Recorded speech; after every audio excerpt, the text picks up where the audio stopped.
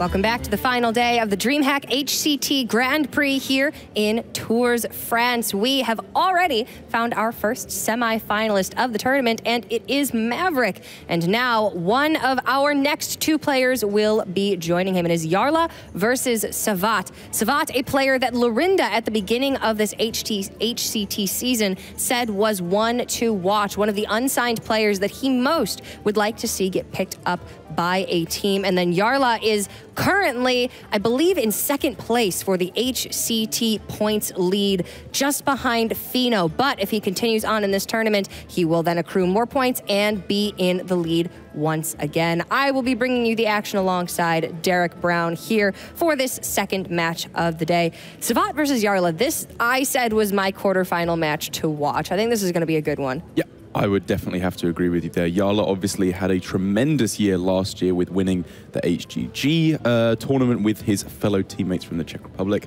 and then also being second in European points, almost getting ahead of Sintelol right at the end there, but unable to get that last call spot. However, like you said, a real front runner for the points this year as well, and a victory here at DreamHack Tour could be what he needs to propel himself right towards the top.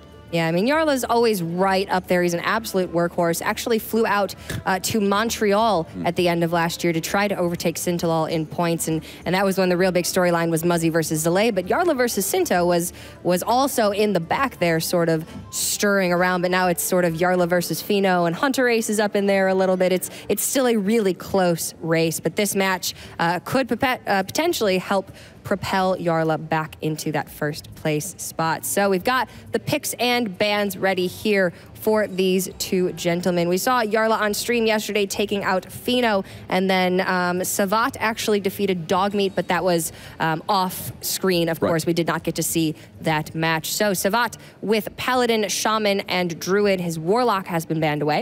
And then Jarla has Paladin, Rogue, and Priest, with also the Warlock banned out. So actually some reasonably good diversity here, with that Paladin being a real constant throughout this entire tournament.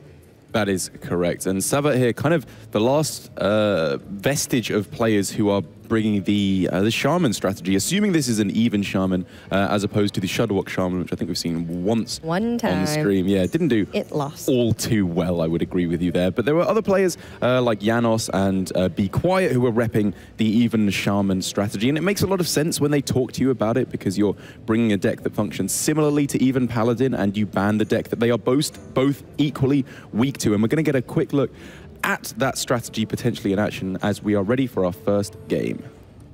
And it is going to be that Shaman up first, a deck that right now flies under the radar just a little bit, but after the balance changes happen tomorrow, I know Stan Sifka has been very vocal about his feelings that even Shaman is going to be right up at the top of the pack. And it's certainly starting to look that way, because while there has been intense debate between different players as to whether or not it is favored versus even Paladin, once the nerfs come around, even Paladin very likely will not exist anymore, at the very least in a much weaker form. And so then it may fill the same spot that was trying to fill, where you're going very weak against the decks like Control Warlock and Control Priest, but pretty well against the more aggressive strategies like Aggro Mage, as well as going against the anti-control decks like Questroke here. This is a very nice matchup for Savvat to be moving along with. There is a copy of Vanish in Jarla's hand, and there isn't all too much burst damage in Savvat's deck, but without the prep necessary to go along with that, it looks like Savvat is going to be getting off to a very explosive start. Yeah, without the prep, that Vanish could come out just a little bit too late. But you're absolutely correct. This Shaman deck is not like the old aggressive Shaman decks that we're used to. It's not Lava Burst, Doomhammer, Rockbiter, Crackle, Lightning Bolt from hand. It is a board-based Shaman deck. Yeah. You're looking to cheat out a bunch of token minions very early on, a bunch of small stuff that on its own doesn't do a whole lot, and then leverage that Flame Tongue Totem really to get valuable trades or to just push a lot of damage very quickly. And then, of course, in the late game, you do have Hagatha for additional value off of spells. You have the Lich King, Alikir the Windlord, potentially. So this deck does have the ability to go quite late, but its real strength does lie in the early game with cards like Primal Fin Totem and Flamesong. That's exactly right. As the kind of the core of the early game deck has stayed mostly the same in relation to the Evolve Shaman that we saw in the last meta at the end of Year of the Mammoth, where, you know, you still got Flame Tongues, Primal Fin Totems. Obviously now you have to play Stormforged Axe instead of Jade Claws, but generally you're still going to be a very good deck at locking down the early game. It's just all the cards that benefited off of having a wide board in the last meta were odd. It was Evolve, Thrall Deathsea, and Bloodlust that you put in there to finish out the game, none of which are available as they've either rotated or are odd at this point. And so for Savvat, he's going to need to find another, an alternate way to benefit on having a very nice wide board. And to be honest, double Flame Tongue Direwolf seems like a fantastic way to start benefiting off of that. Leverage your many mini minions. And with that Earth and Might in hand, this, I believe, is going to be an elemental style build of the deck. And it makes sense. You get a little bit of additional aggression on board, a little bit of additional resource in hand. I don't know. I think I'm seeing Earth and Might in pretty much every even Shaman just for the +2/+2 buff. Really? Yeah. You don't think there's any elementals here? I don't think so. Yeah. Because all the good elementals are on the odd point, basically, apart from Calamos, if you can make that work without fireflies or whatever. Well, you could see Fire Elemental. That's true. That's true. I think that generally slots into this deck quite well on its own. Right. So there is a tiny bit of elemental synergy, but it's basically coincidental, I think, is the way this deck usually ends up functioning. But now for Jarla, he's so close with all of these cards to having an amazing Quest Rogue hand. He's got the Sonya to go with the Charger if he was to pick that up, the Vanish to go with the Prep if he was to pick that up. Just doesn't quite have the individual combo pieces he needs to really make this hand pop. And then Glacial Shard is a very nice tool against aggressive decks. You can shut down the minions immediately to the left and right of the Flame Tongue Totem.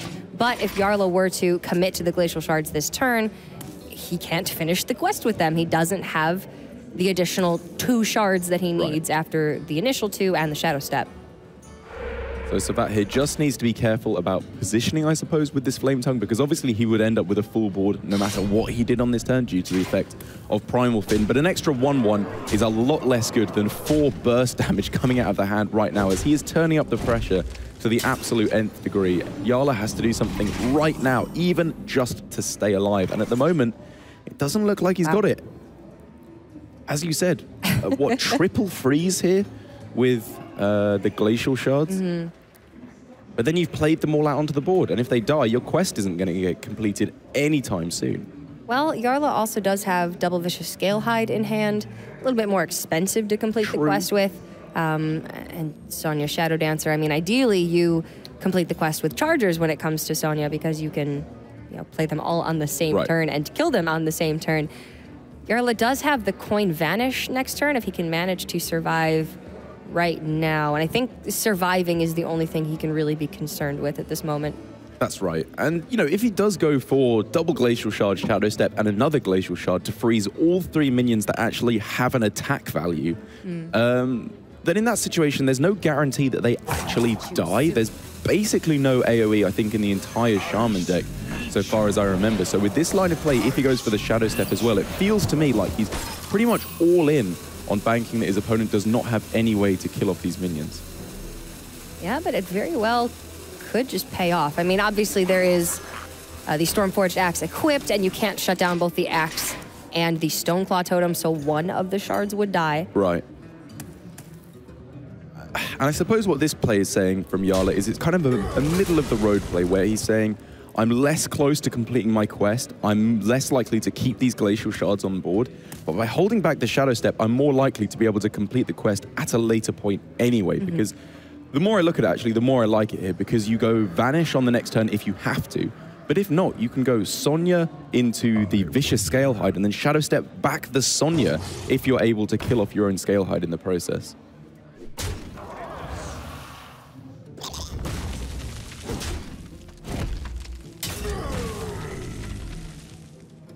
Savvat cleaning up the board, can't really push in for much damage this turn because his 2 main attackers are frozen.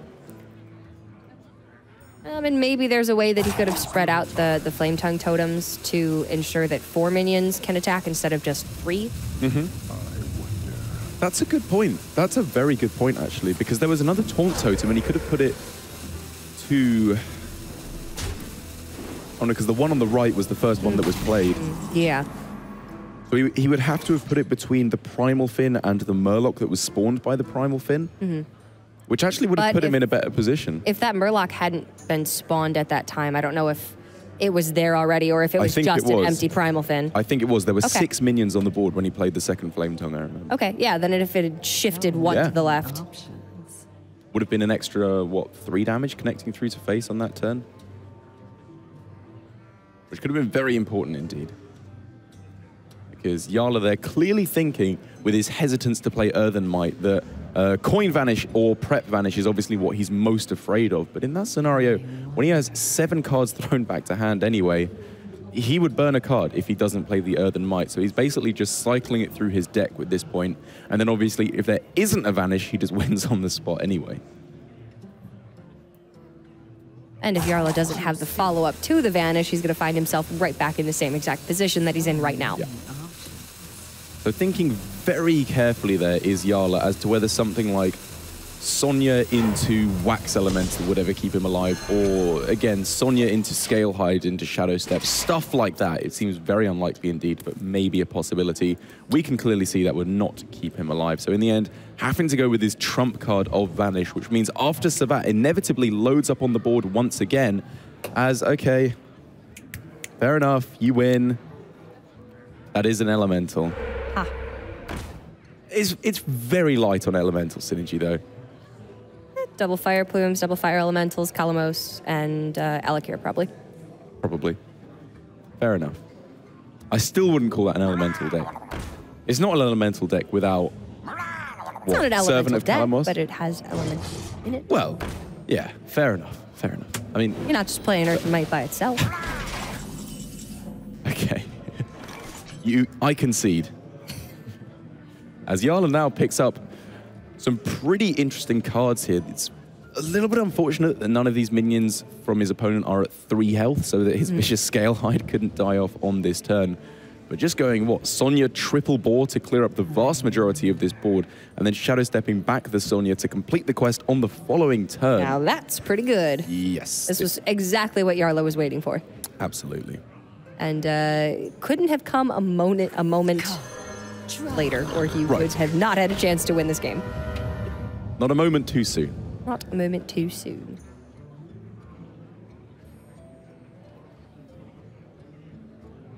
He's just mapping out where he wants this board to go. Yeah, obviously with 3 boars, my first instinct was to kill off all the Murlocs nice and cleanly, but the Direwolf for the attack buff is way too scary to be leaving on board, and he just needs to put himself in a position where he's figuring out, if I clear off the Direwolf instead of 3 minions, am I dying to Flame Tongue? I don't believe it makes any difference. He can map out pretty clearly whether or not he's dying to it, as double Flame Tongue would buff it up to... you can only actually make it so you get 6 attack burst. But then there's 2 from the axe and then the 1 on board already. That's 9 damage burst. Which if there was another Earth and Might, scary. it would have been lethal. And also from Jarla, very well spotted that he should not play the Shadow Step on the Sonya. I think I was thinking in a world where he had 1 less ability or 1 less boar he could play, because obviously now he can play the 4th one, Shadow Step it, play it again, quest completion on that turn and throw down the Wax Elemental on the same turn, which is the exact kind of combo he's going to need to have any kind of a chance here. So that is pretty much guaranteed, I believe, to be Jarla's play next turn. So then can Savvat get through the taunted, divine shielded 5/5 Wax Elemental and deal the finishing points of damage? He could have done if he had decided to launch everything through to face, including playing the second the second Flame Tongue, and then Fire Plume is always lethal. The downsides of that, however, are multiple downsides. You end up with a weaker board. You end up leaving up a Sonya, which is always a very, very scary concept indeed, especially when you are definitely expecting it to end up as a 5/5 at the end of the turn. But you are now very weak to the likes of a taunt from Wax Elemental. I wonder.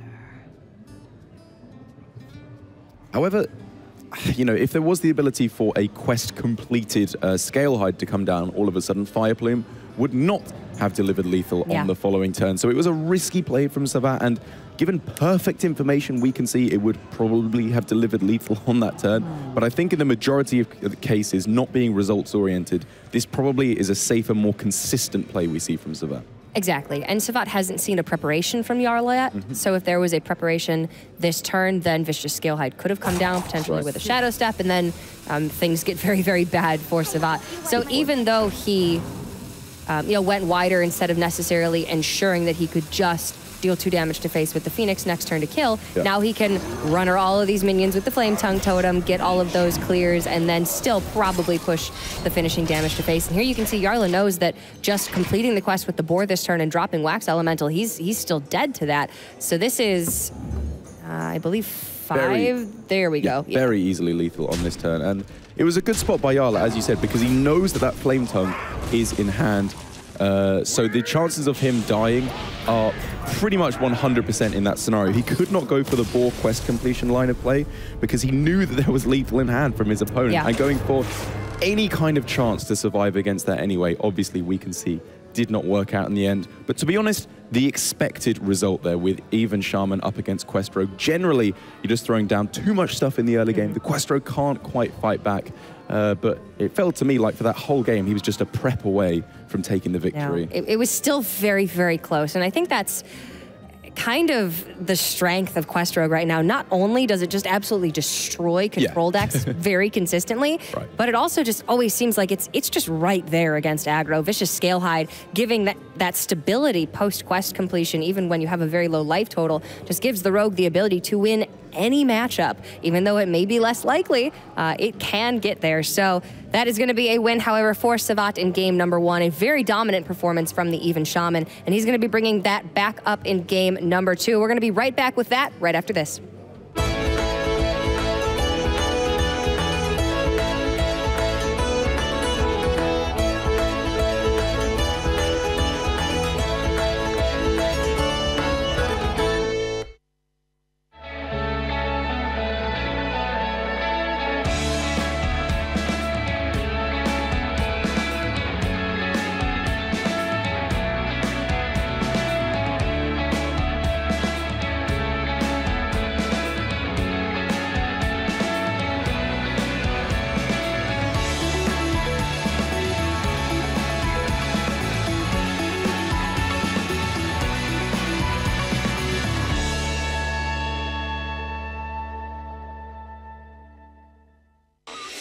The Digital Pass, your exclusive way to explore the arena from home.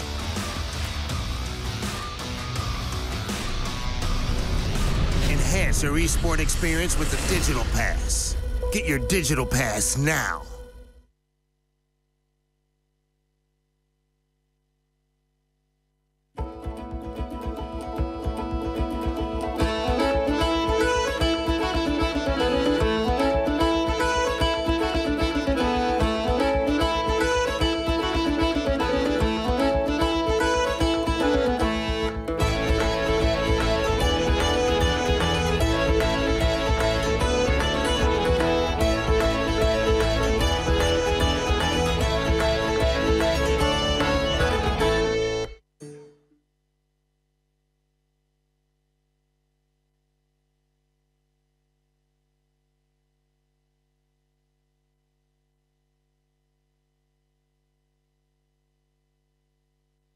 Expect to see this Even Shaman. There we go. Well, I guess I'll just roll back everything I just said. Even Shaman, 1-0. Savvat going to be bringing that back up yet again. A pretty favored matchup against the Rogue, so not certainly that unexpected, but I didn't really assume that we would be seeing as much Even Shaman in this tournament as we have. And up until right now, I don't think it's been performing particularly well. We've seen it struggle a little bit. I would agree. It feels like the most popular third strategy we've seen, because we've got the kind of Dusky Boy strategy that was popular for a lot of these players, and which Chi Noise, I believe, has brought as well, or at least only one deck difference with Paladin, Priest, Warlock, and Quest Rogue. And then you've got the deck that Fino very almost made it through to the top 8 with the Tempo Mage thrown in there as well. But this Even Shaman strategy, which we're going to get another look at now, I quite like. Like you said, it's not doing as well as it could have done, but considering if you have to bring a third strategy, you don't think that the more standard ones are going to bring you through to a victory. This feels like the best way to go. And it has worked for Savvat. He's currently in the top 8 and up 1-0 over Jarla, bringing that even Shaman back out again and up against the Paladin. I do think this is one of the main reasons we're seeing even Shaman, is because a lot of the players think that it has a reasonable matchup against this Paladin deck in particular. Yeah, absolutely. That's what the players who are bringing this Shaman were saying. Like Janos, who was piloting this even Shaman, was saying on ladder, he was something like 13-1 against even Paladins. It didn't even feel close to him. But then talking to Chi Noise, one of the other players who's actually made it through to the top 8, who we will be seeing later today, says he doesn't even think it's close. The even Paladin just stomps the even Shaman. Their cards are just better. They just cannot lose, given how powerful their 4-drops are. Yeah, I mean, the results can skew in either direction depending on, you know, any number of things, variance. I tend to believe that it is closer than the Shaman fans think, and I think that the Paladin may even be slightly favored. It's just when you have a deck that is as board necessary as this Shaman, and then you factor in the fact that the Paladin has double Equality, double Consecration, double Avenging Wrath for board removal, and it just seems like the Paladin has the better tools in this one. That's the thing.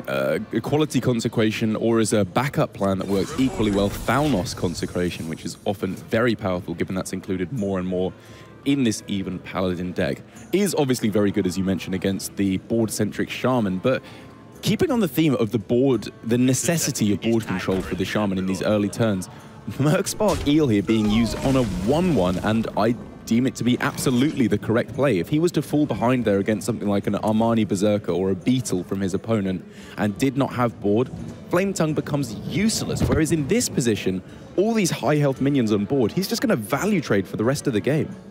Absolutely. It's not as good as if this Mercspark had killed off a Knife Juggler and been uncontested on board, but being the first player to put a threat onto the board in this matchup is very important because, like I was saying, the Shaman is very board-centric. The Paladin is as well. They both rely on having that board presence to deal the vast multitude of their damage, but the Shaman, like you said, has that ability to sort of value trade a little bit more, and if it starts on board, can dictate those trades and then take that advantage. And Jarla here clearly considering not even pressing the hero power so as to not enrage the Armani Berserker, or sorry, to not give it +3 attack once We don't it's use damaged. that word anymore. We do not speak that word anymore. Doesn't exist. It's interesting that as soon as they take that out, an enrage card finally enters the meta after like 3 years of it never seeing play. There's not many, well, I guess, if damaged, have effect cards in the game. But Armani Berserker was, I think, the first. Grom, I suppose, a little bit, but like you say, very, very few cards of that nature indeed. But it's showing the power of it here in the Armani Berserker, as even though the hero power does come down, Savvat does not even want to trade into it, playing around the Consecration, which is why I believe Jarla in the end decided to go for it, because even though he does not have it, it might make his opponent play a little bit weird because he's so afraid of that Consecration. Very wise, even though it is playing around a card that does not currently exist in the hand. Savvat did correctly note that that was potentially an issue that he needed to avoid. And we can see double Sea Giant in hand for Savvat. Works well with just the even Shaman by itself, but against even Paladin, those Sea Giants are going to be that much cheaper and that much easier to play. So I can definitely see that as a tech for this matchup in particular. It's an interesting point you raised there, because I totally agree. They are very likely to become active incredibly quickly, but the actual efficacy of the minion once they are played kind of becomes a little bit more shaky against the even Paladin, because they have Equality and they have Tarim as the two main ways of dealing with it. And if you do lose that big tempo swing, Savvat has had to commit a lot of resources to end up this far ahead on board. Jarla playing Call to Arms first, trying to get those Knife Jugglers out and seeing if Knives can sway where this True Silver is going to go. He does have a 1 in 4 to hit the knife onto that Mercspark Eel, but he would want to trade over that Totem first. However, his natural inclination is to trade over the Mercspark with the True Silver. So kind of interesting to see what does he decide to do here. Yeah, I like this a lot, because you want to give yourself the highest chance of killing off these individual minions, like hitting one of the 2/3s. it's not that bad. Like hitting your weapon into a 2/2 does not make that much difference because your opponent's board very likely is very weak at the end of or at the start of their next start of your next turn, and then you just rip the Avenging Wrath. Like you try and clear things off with Avenging Wrath pretty much every time here anyway. Okay, so Savvat kind of tried to get the feel for if Jarla has Consecration in hand or not. Yeah. And he thinks that it's not there. Equality very well maybe, but Equality Avenging Wrath cannot be played for another 2 turns. And he tested for that Consecration a couple turns ago. So he's going all in on Double Sea Giant. That's right. And he, to his credit, is making sure that every possibility is slightly less bad for him, as Sunkeeper Tarim, which would be pretty bad for him here, he cleared off all his opponent's minions. And if we see just a Consecration here, he traded off his own minions first. A lot of, or just an equality, the fact that he traded off all his opponent's minions so they can't just attack into the Sea Giants is very important from Savvat, because whatever he does with his smaller minions pales in comparison to making these Sea Giants connect face. And it looks like they will. Jarla going to have to set up for the 2-turn clear.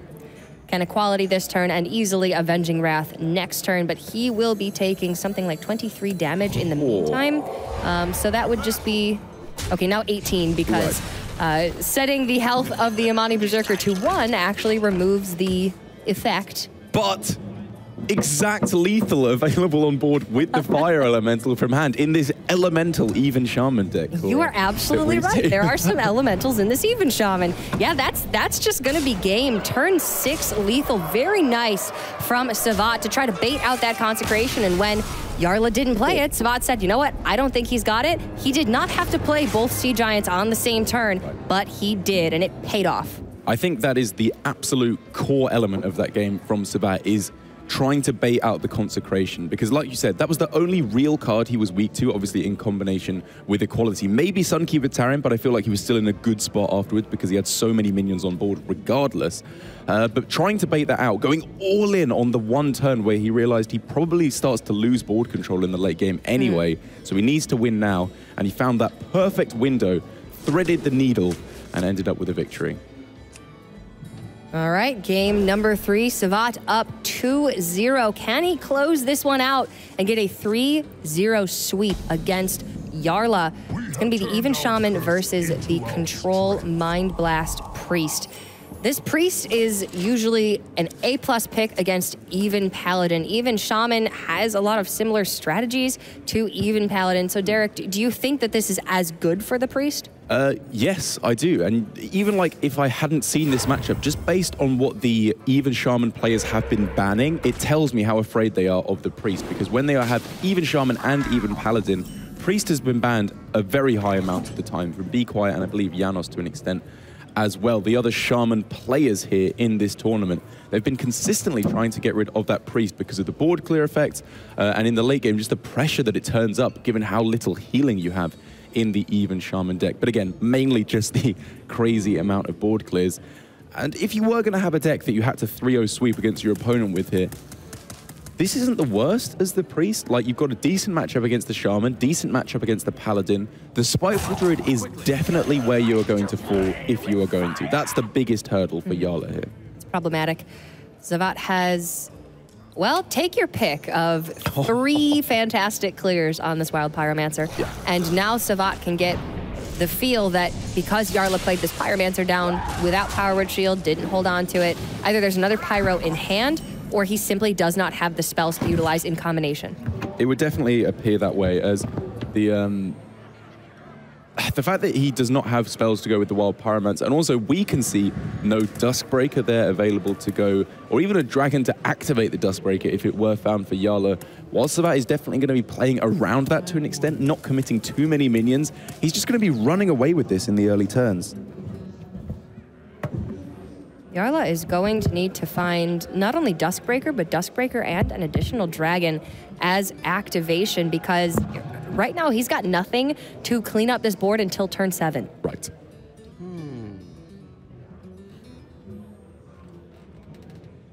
Deciding, is it even worth it to play Northshire Cleric? Maybe it soaks up a couple points of damage, kills off one of the Murlocs potentially, but doesn't really accomplish anything. Doesn't have anything else to do, though. greed. It's all looking pretty dire here for Jarla, but I suppose the saving grace for him at the moment is if you actually look at the amount of damage on board and subtract the 2 healing every turn that Jarla will probably be throwing down, it's not that much pressure. Like, the odds of him making it through to Psychic Scream, I'd say, are not ridiculous. Like, even if this board is filled up with Murlocs, that's only like 6 or 7 damage a turn, which you heal up to 5 a turn. Maybe if you find a Divine Hymn or 2, yeah, that gives you the ability to get through to your real power turns of Psychic Scream, Duskbreaker later, Shadow Reaper Anduin, something like that to start pulling this back.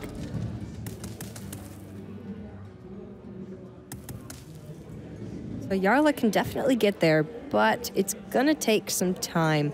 And Savvat just wants to continue putting on as much pressure as he possibly can.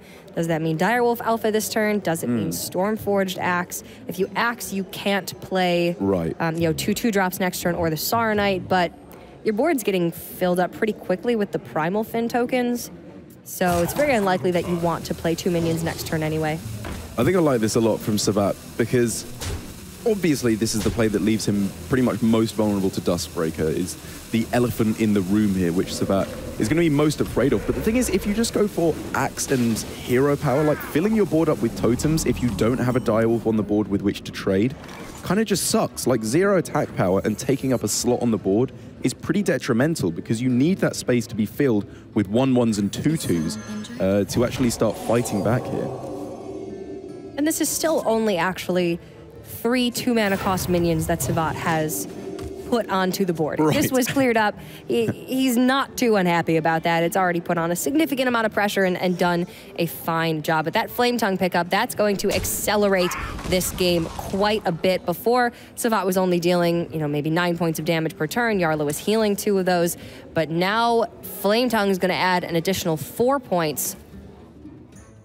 Yeah, Savvat is going to crank this one right the way up. I wouldn't even be too surprised to see double Murloc trade into the Northshire Cleric. Obviously, it's an overkill, but just clearing stuff off the board so he has more room to play the likes of Saronite Chain Gang on a following turn. Maybe a Fire Elemental or Sea Giant if he picks it up off the top. These tokens just are not the most important thing he's doing, and he needs to make sure that he can play above all else, I believe, Flame Tongue Totem on this turn just to start really doing some damage to his opponent.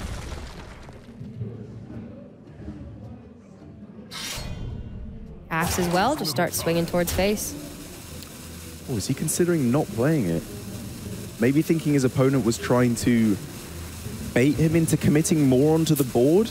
I mean, that was a pretty juicy Duskbreaker turn. Yeah, I agree. I think it's correct to maybe give some thought to that, but that would have to be some next level greed. Definitely. Especially because even if they Duskbreaker here, which you definitely do not expect them to do, you're not in that bad of a position. You can still reload onto the board in a pretty major way. All right, so Harrison Jones means that Jarla can't heal. He draws 2 cards. Savvat has 4, 8, 10, 12, and 14 with the Stormforged Axe in hand. That's... I think that's it. Game. Oh, a 3-0 Shaman sweep. Which DreamHack is this? And pretty much all of those lethals happening before or on turn 6, I believe. This was just about the fastest series that we have had of this entire tournament, and Jarla is going to fall. Savvat with a 3-0 victory, with even Shaman looking so dominant in this matchup, more so than it has at all before this weekend.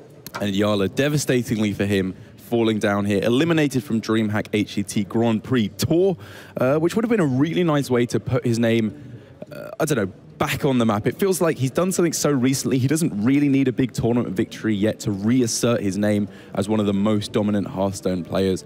But for the kind of player that he is, a points grinder, a strong ladder player, as well as a strong tournament player, getting your points a few at a time at all the tour stops, as well as some good ladder finishes, is usually the way that it ends up working out. You'd love to have that one big performance, though, just snatch up 15 HCT points at one time, and then have a little bit of breathing room when you're continuing on over the next couple of months. But he's going to get some points for this. Unfortunately, that is going to be the end of the road for Jarla. But Savvat looking very, very powerful there. And moving on now to the top 4, he will be going up against I believe, Maverick in the semifinals. So that's going to be quite a good matchup. And here you can see this bracket and how it is shaping up. So far, we have Maverick and Savvat moving to the semifinals. They will be going up against each other in our first semifinal match of the day. And you can see what our next 2 quarterfinal matches will be. It is X-Blizes taking on Pilu coming up next. And then closing out the quarterfinal round will be Scruffy versus Chinoise. But that was a complete contrast to our first match of the day. We have Dead Man's Hand Warrior, very, very long games. And then Savvat just comes in and says, well, you know what? I'm kind of hungry. I'd like to be done in about 20 minutes so I can go get some lunch. And that's pretty much what he did. He did indeed. But when he does go up against Maverick later on today, maybe that won't be quite the same story. We've seen some very strong anti-aggro play from Maverick, obviously with his Fatigue Warrior deck mainly used as an anti-aggro deck to fight back against these board-centric strategies like even Shaman and Paladin. So that's really going to be the biggest challenge, I think, here for Savvat. If he can make it through to the final, that should probably be an easier match even though it's further along in the tournament. That is his real gauntlet to beat there. I do wonder, will we see our first Warrior ban? Oh, surely I wonder. not. I mean, Savvat's got the Shaman and the Paladin, and that Warrior just is a fiend when it comes to those 2 decks in particular. I think he still bans the Warlock, but I like the thinking. Maybe he'll consider it. I don't know. Anything is possible, but you guys are going to have to stick around and find out. We do have 2 more quarterfinal matches coming up. Up next, it is Blizes taking on Pilu, so don't go anywhere, guys. More of the DreamHack HCT Grand Prix coming up right after this.